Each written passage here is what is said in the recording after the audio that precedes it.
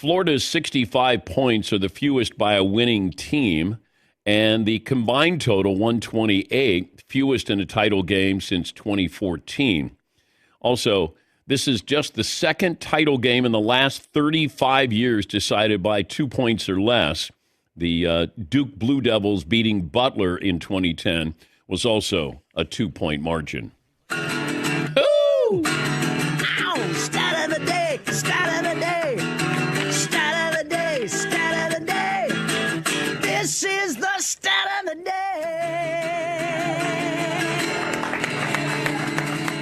In college sports, we tend to treat conference realignment like it's a business move, and for a lot of universities, it is business.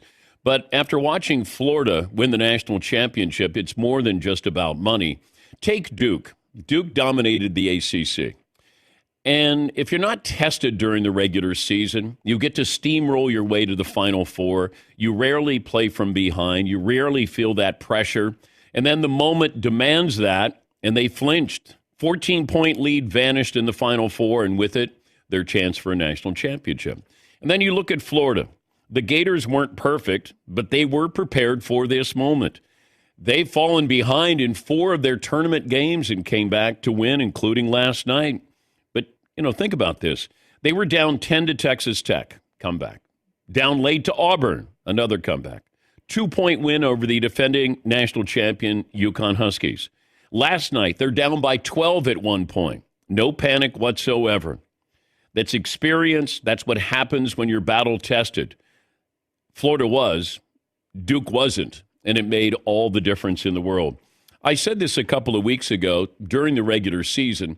If you win the SEC, it's like winning the national title. And that's exactly what happened. Florida won the SEC. Florida won the national title. They were ready for the moment. And look, aesthetically, no, wasn't pretty basketball, but it was pretty close basketball. And you're seeing a team come from behind again. They had margins of at least 6 points, 4 second-half comebacks down at least 6 points. That's the most in a tournament game since 2015. And, give Houston a lot of credit because they also showed that same kind of grit, determination. They were prepared for a moment. They didn't quit against Duke. But that moment last night where you look at the last 4 possessions, and they got nothing out of it. They had turnover, and then couldn't get a shot off. And you start to look at what the play was. Florida seemed to know what that design was. Here's Calvin Sampson, the Houston head coach, on that design of the final play. We have a set where it's a stagger gate, and we thought if we could get Emmanuel to shot fake and get downhill, I have to look back at the film, and I don't know if the ball slipped out of his hands or he probably should have shot faked that. Clayton made a great play on that, but that's why you got to shot fake and get in the paint.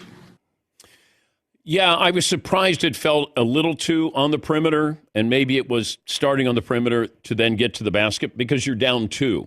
And that's what I kept thinking. You at least have to get something towards the hoop. Don't settle for a three-pointer to try to win the national championship. And I don't know if that was the play, but Florida knew what the play was going to be because they blew it up right away. So give credit to Florida. Did a great job with that. Here is how that final play sounded. Uzan on the right-hand wing, stops with 7 seconds, gives it to Cryer, 6 seconds to go, 5 seconds to Sharp, top of the key, lost the dribble, he's got to pick it up, it's scooped up by Condon, Condon secures it, and Florida found a way from 12 down to the school's 3rd national championship in men's basketball. Yeah, that was courtesy of Westwood One, but that's embarrassing. The turnover, can't get a shot off, and you could have pumped fake. Give Clayton, who's not a great defender, he made a great decision to go out there because you can maybe draw contact in a situation like that. But I think he was flying to the ball at an angle that he was not going to, affect the shooter or at least be drawn into getting 3 free throws there. I was just surprised.